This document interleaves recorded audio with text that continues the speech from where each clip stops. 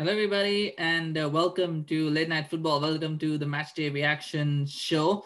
We're gonna sort of analyze the games that have taken place over the last 2 days. Not all the games, but the big ones. And it's been an incredible weekend of action. I mean, so many games and so many surprising twists and turns and results to watch out for. I mean, it is one of the. I think this is one of the better weekends that we've had in a long time. Just in terms of the unpredictability of the results, the quality of the games, I think it's been interesting. But before we begin, on that note, I do want to say congratulations to Rangers and Rangers FC fans. If any of you are watching this show, congratulations on winning your 55th Scottish League title, the first one in a long time. Celtic had won 9 in a row. And finally, that streak has been broken. Rangers officially winning the title, and Steven Gerrard gets his first league title as a manager or as a player. I know, but yeah, but I mean, congratulations. I kid. But congratulations to Steven Gerrard. Congratulations to Rangers. Congratulations to Rangers FC fans. Absolutely wonderful accomplishment. And you're still in the Europa League. Rangers are still in the Europa League, so don't count them out. There could very well be more joy to come. We'll see how far they can make it in that tournament. But that conversation is for another day. But nonetheless, enjoy that, enjoy the victory. And obviously, as I jokingly put this out, I said, how long is it before Steven Gerrard starts getting linked to the Liverpool job? It might be sooner than you think. But we'll get to that one. We'll get to that one in a moment. We'll start with yesterday's games. Arsenal against Burnley. I mean, I predicted Arsenal to win. A scrappy 1-0 win is what I think I predicted. And to be honest, they started so well, 1-0 up.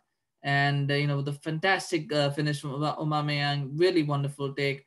And then Xhaka does something stupid, doesn't he? And there's a lot of people that are saying, well, was Xhaka put in trouble because of Leno? Maybe that is true, but still, you can't excuse that error that he made. And I mean, I don't think the result makes much of a difference anyway to Arsenal's ambitions in the league this season.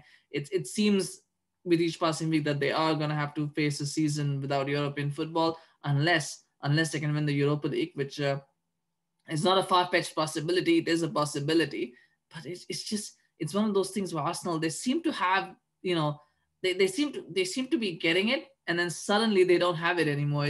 It's frustrating. It must be frustrating being an Arsenal fan. It's frustrating to watch them play, because at times the play is so sublime, and then suddenly you see something ridiculous happen. And it's just sometimes the same game. Sometimes it's from one game to the other. Sometimes it's the same game. I don't know. I mean, it's just incredible. What do you think as an Arsenal fan? Let me know in the comment section what you think. But it was something to sight to behold. And then VAR, I mean, that, refereeing. And I mean, this is something that's not new. It's not something that's new. It's something that keeps happening week in, week out. We keep saying it. English referees are incompetent. And I've said this multiple times, UEFA and FIFA, who are probably the worst and the most incompetent football organizations and probably one of the most incompetent sporting organizations in the world, they think that English referees are incompetent. So I mean, that just tells you the level that English referees are at. That an incompetent organization thinks that they are incompetent. I mean, how far low do you want to go from that? But it's incredible. And I watched the Bundesliga game between Bayern and Dortmund, and I thought that's pretty smooth. I mean, there were a couple of decisions where there was a penalty decision that VAR gave. There was another one where there was possibility to check, but it's just so smooth. It's so smooth how they operate. It's so simple, and it just brings me back to the point. I think that there's in England, I think, and this is in a broader conversation about English football in general. I think English football in general is just too rigid. Like there's too much of an adherence. There's too much of a strictness about the rules.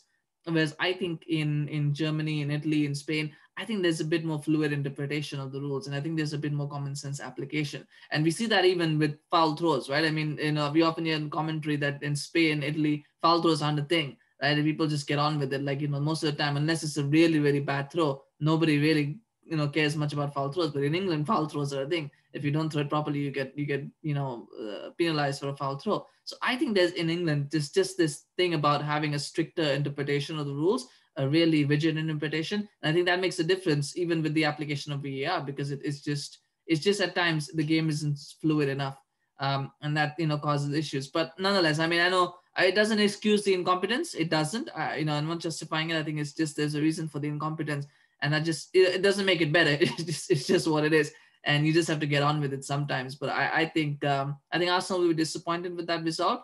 and disappointed with the fact that we're talking about VAR again. But I think ultimately, I don't think a win would have made that much of a difference to where Arsenal season is heading, in terms of of the Premier League at least. But nonetheless, 1-1, fair enough result there. And then we come to Leicester against Brighton, and I think Leicester won 2-1. And I thought Leicester would win. I thought they would win 1-0 because I didn't expect Brighton to score, but Brighton did score. They did score, and I think it's and when Brighton scored, you thought 1-0. Here we go, Leicester in trouble. Are they going to be able to get back into this? Are they going to be able to score? And I mean, those 2 goals they scored, and in fact, the way they scored them coming from behind, it's a late goal as well from Daniel Amarte. I think 87th minute that he scores a goal. I think that will really please Leicester because they needed that. They needed it really, really badly. They need some strength of character. They need some belief back, and I think this will give them that. I think Kelechi Iheanacho, fantastic goal midweek, and again scores here. He's one of those players. When I saw him in Manchester City, I thought maybe they have something there. They have a player there because he turns up and he scores goals in the big games. He may not be the most technically proficient player, but he's a player who can turn up and score goals. If you give him a consistent enough run, he can get you goals. He's never got that at Manchester City. He's not really got that at Leicester as well because Leicester have Vardy. But I think if he can now keep getting those games, and in side time, Leicester need to start looking for successors to Vardy anyway. I think if he can keep that up, I think there's a player there who could be something. But this goal will give him a lot of confidence to get that equalizing goal, to score twice in 2 games. I think he's going to enjoy that. But for Leicester as a team overall, though, just the fact that they've scored, they've come back, in a game to win. They've had the real issues in the last couple of games. Arsenal going out in the Europa. People starting to talk about how they might, bottle the top 4 race again. I said it as well. Is it possible that it might happen? Can lightning strike twice? All those thoughts, they go into your head. It's very easy to go into a negative zone, and you're trailing against Brighton, and then they pull themselves back and they got a win that's going to give them a lot of confidence. The good news for Leicester is now they don't have to play midweek. United, Arsenal, Spurs, I think Liverpool as well this week, Chelsea, they're all going to be playing midweek. But Leicester don't. Leicester don't have to play midweek, so I think they'll be very, very happy with that, and having that rest off, and they need it. There's a team that looks tired and knackered. So going to that 1 week break now, getting that little bit of time off, I think will be really, really, really, really helpful for them, and it gives them a chance to recover. So maybe from this point on they can be more consistent and get the points that they need to secure top 4. We'll see how it goes. But an important 3 points, an important result for Leicester in the context of where they're headed and where their season's headed. And we come to Sunday. We come to Super Sunday, as they sometimes marketing people like to call it, Super Sunday. I don't know if I would call it Super Sunday, but it was an interesting one. We start with Liverpool against Fulham, and the reason why I said Gerrard might be getting glances is because I thought Liverpool. I mean, raise your hands if anybody thought that was coming. I didn't see that coming. I know some Liverpool fans who were like, "Well, I saw that coming," or I saw that coming. I don't think anyone saw that coming. If you're honest with yourself, unless you're psychic, you really didn't see that coming, did you? I thought maybe there's a draw in there. Maybe Liverpool might struggle to score because Fulham did hold them to a draw in the last game. But it's just there's something that Liverpool have lost. And I know Klopp put out a sort of a weakened team. A lot of people will say they put out a weakened team, but it's Liverpool at home. Fair enough, you don't get a lot of home advantage, but it's Liverpool against Fulham. Fulham are a team that's just come up from the Championship. If you're a Liverpool player, you've got to be able to perform in these sort of games. Otherwise, you're not good enough to play for Liverpool. So it's incredible to think where Liverpool was 7-0 against Crystal Palace. That's the score they won. I put this out there. I said, is anyone going to stop Liverpool? They look like they finally hit top form again. They're going to go on a run. They're going to win games. And then since then, it's just been one low after another. Sometimes, and that's what we say always. I mean, sometimes big results are often, the calm before the storm of a downfall. I mean, we saw it with United as well. 3-2, they beat Liverpool in the FA Cup. And then since then, it's been stutter after stutter after stutter. They lost to Sheffield United the next game. It's so difficult to believe, but Liverpool have lost something this season. And I know it's easy to blame Virgil van Dijk. It's easy to blame, the injuries, but they just lost something. They don't, I don't know whether it's a lack of hunger. I don't know whether it's a team losing, believing that they're at the end of a cycle and losing that motivation. I don't know if it's the manager who's, there's more things than just saying that the team has been found out. I don't think you can just simply put that to the team being found out. Because even if a team is found out, you still expect them to come up with results in games like this, but they didn't. And it's just, I don't know what it is. I can't put my finger on it. They just don't seem like they're able to score goals. I don't think Liverpool go into a game believing they can score goals. I think that's something that's important, and that is something I don't know why that belief is missing, but it's missing. Is the fact that it's they don't have that belief. I mean, aside from the Jota shot in the second half, I think Jota is probably one of the players who believes he can score because he hasn't been bogged down by this negative streak of results because he's been injured. But aside from that, it just feels like they just don't feel like we can go in and we can win games or we can score goals, and that's not good. You're not going to win games if you don't believe you can win games. So I mean, I don't know, but Fulham deserved the win. Perfect performance. And we say that you go after Liverpool, try and get the early goal. Don't try to park the bus. Keep that threat open. They didn't do the second part. They didn't keep that threat open. They were actually pretty poor when they had the ball in the second half. But by that time, I think they were just out on their feet. I think the amount of energy they took out, they just thought, what, we're not going to take this forward. We're just going to try and sit. I thought Klopp got his selections wrong in this one. James Milner, to me now, I think he's starting to look like he's 35. I think there was a long time when he was like, he's 35, but he had players like 25.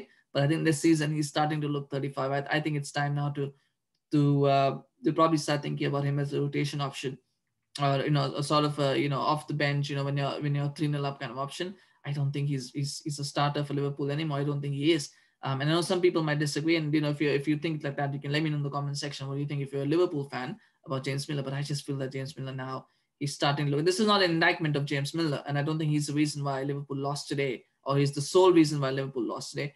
He just doesn't look like he starts. It probably is a season. Whatever it is, he's looking like he's 35. He's not looking like the ageless wonder that he was last season, and that happens to the best of us. That happens to all of us. So I think it's time for him to sort of not be starting such games anymore. Naby Keita has just been a disappointment, hasn't he, in that team? He just doesn't. It's been bugged by injuries. When he plays, the team doesn't win. It just doesn't work. But I mean, I can get if Curtis Jones was rested because he has to play in the Champions League in midweek, I think that is fine. But if he has been rested because he's been dropped because Klopp wants to give other people, believes in other people, I think that's a mistake. So it's just what it is. With 6 defeats in a row for Liverpool, 68 wins, 68 unbeaten, not wins, but 68 unbeaten before that at home, and then now it's 6 straight defeats. It's one of those things that you get turned around on your head and stuff like that. There's all sorts of metaphors that go around, but it's just it's a difficult task. But I mean, it's Klopp. He's got to have something that is going to turn it around. You've got to believe that he's got something that he can turn it around with.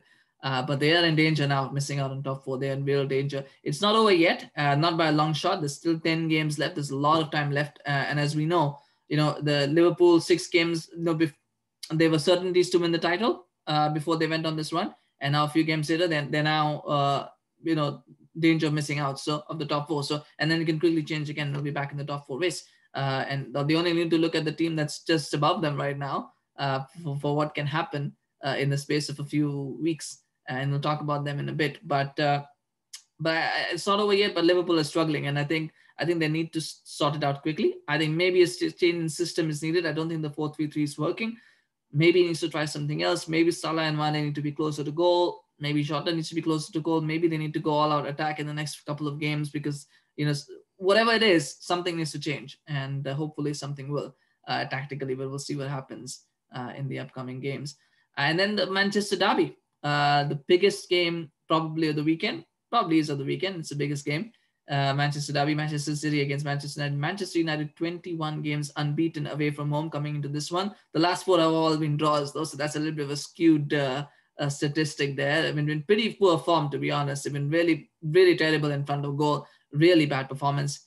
And then you're up against Manchester City, the juggernaut just keeps rolling on and on and on and on. 21 games. Winning streak in all competitions. I mean, there are a few cup games in there against not exactly very good opposition, the likes of Tottenham and things like that, but still 21 games in a row that they've won. Perfect, without a shadow of doubt, the best team in the league this season right now. So far this season, they have been the best team in the league. There's absolutely no doubt. I think they're probably one of the top 3 teams in Europe at the moment. And I say top 3, they're probably top 2 as well. You could probably put them alongside a par with Liverpool. PSG may or may not. You can make a case for them. Maybe PSG are actually struggling in the league. So you don't necessarily know. So I probably put them second best in the top two teams, not second best, but the top two teams in Europe right now, alongside Bayern Munich. They come into this game, and I said this. I thought it's going to be 3-0 to City because I couldn't see where United were going to score from, and I said this. I made this point. I said this is the game. This is not going to decide the league title. That's already decided. I don't think the result changes it. You know, but this is a game that's gonna tell us has Pep Guardiola learned from his lessons of being eliminated in the Champions League in the last couple of seasons, where when it comes to the big games, he's gonna go with the team that has got him success. He's not gonna overthink it. He's not gonna try and tinker too much. Just go with the team that has got you this far. Just trust them, play them, and don't do and just let that happen. Let's see what happens, because the worst thing that can happen is you would lose with this game, but then you're losing with your tinker anyway, so why not just try and keep it? And what does he do? He tinkers with the team. He takes out Phil Foden, which I thought was a mistake. Absolutely, Phil Foden needs to be starting games, and especially these kind of games. He's been in terrific form this season, and he brings in Gabriel Jesus, who I've not seen a lot of him as much as City fans have seen, but if you ask any City fan, they'll be saying Jesus needs to be sold. Even before this game, most of them don't rate Jesus, and he brings him in. I just couldn't believe it. I just couldn't understand the logic behind that. And then within 35 seconds, Gabriel Jesus tells Pep, you know what, you shouldn't have started me, because he gives away a penalty. And that really was the only way United were going to score the first goal of the game. There was no way they were going to break City down to get that first goal. With the way that they were playing in the first half, especially, I think it just changed the complexion of the game. 35 seconds in, Martial wins a penalty. He's not going anywhere. He's got Jesus he's in front of the defense. All four defenders were ahead. If you look at it, all four defenders could see where Martial was. So it wasn't like he had gotten behind anyone. He had a full defense to get in front. Stones in the air had it covered. Zinchenko was not too far away as well. But then Jesus, for some reason, decides, you know what, I'm going to make a tackle. And he makes a tackle, and it's in the box, and it's a penalty. And Bruno Fernandes steps up. Ederson should have done better, probably, to save it. It wasn't the best of penalties.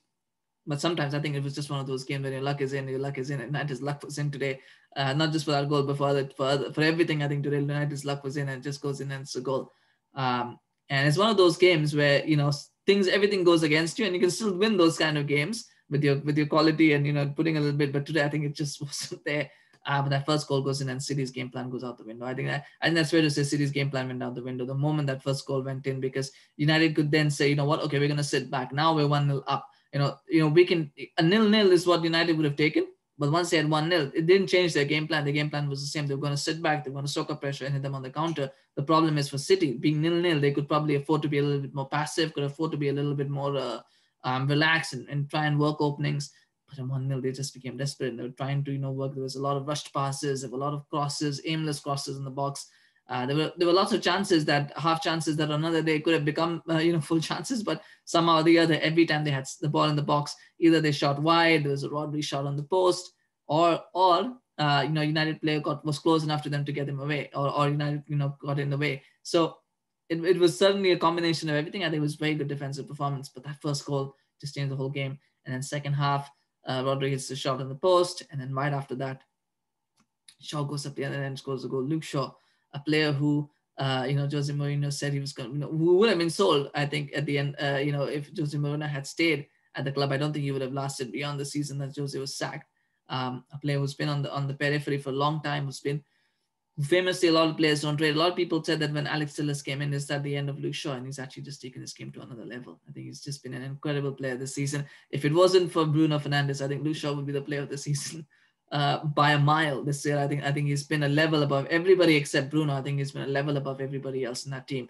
And it's just a phenomenal performance. And it's incredible that he has not played for England despite, in all this time, I think the last 1.5 years, he's been consistently he's probably been one of the two left backs in England for the last year and a half.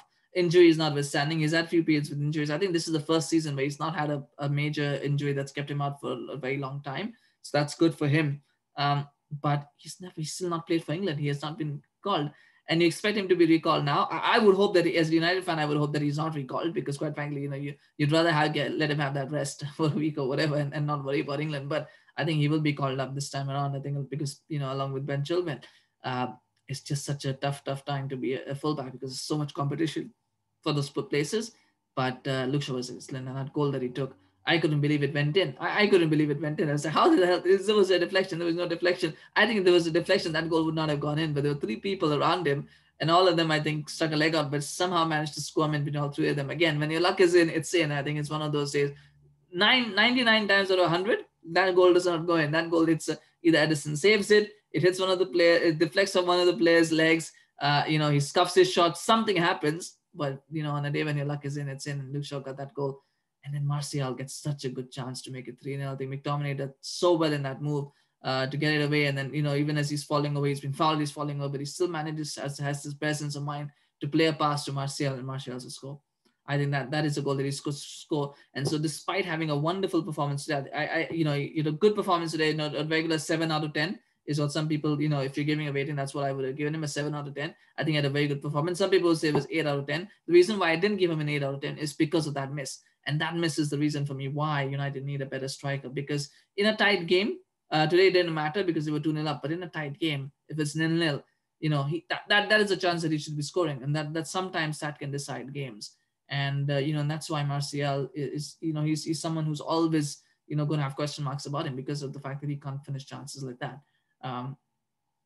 But ultimately 2-0, great win for United. It doesn't mean a lot for the title race. City are still going to win the title. It's just they've left it too late, United, unfortunately. But it's a win that will give them a bit of confidence. And the fact that Leicester won and the fact that Chelsea play Everton tomorrow. So one of those teams are going to drop points. This is a massive win for them just to make sure that they can keep that gap with the rest of the chasing pack of the top four. I think that is important for them to get that win. So all things considered, yes, I think it's a very important win for United and for Solskjaer. Does it mean a lot in the context of the season? Not really, it doesn't. Because, United could very well go and lose to Milan. I know, for a fact, I know that West Ham are going to give United a tough game and United are going to struggle to beat West Ham. I know that we all know that's going to happen now. But it's a good win, 3 points. I think that's the way to look at it and just move on to the next game. For City, it's a good wake-up call ahead of, they're probably going to get through to the quarterfinal anyway because Mönchengladbach are not that good.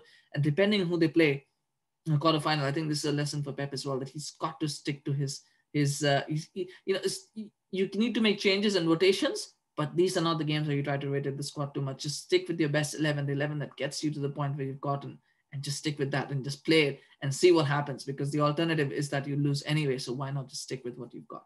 So those are just my takeaways from that game. And then we come to the final game. And I think this was an important game because I looked at it in the context of what I saw. Crystal Palace against Manchester United. Now, that was the game that we saw. 0-0. United looked absolutely clueless in that game. One shot on target, had nothing going. Palace, people played a really good game, very good defensively, did everything right defensively. And then they come to this game against Spurs. And Spurs are a team that are a defensive team by nature, apparently, under Jose Mourinho. But they found a new lease of life with this 4-4-1-1. Really good. Gareth Bale suddenly looks like the world-class player that he was, that he was in 2014.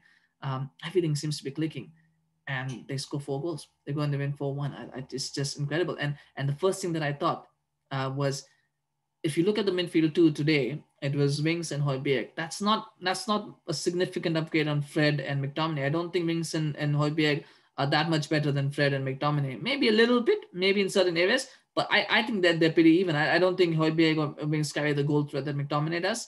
And I don't, and maybe Winks and Højbjerg have a little slightly better at passing than McTominay and Fred, but not by that much. It's not much of a difference, but the difference is in the front three. It's in that front four.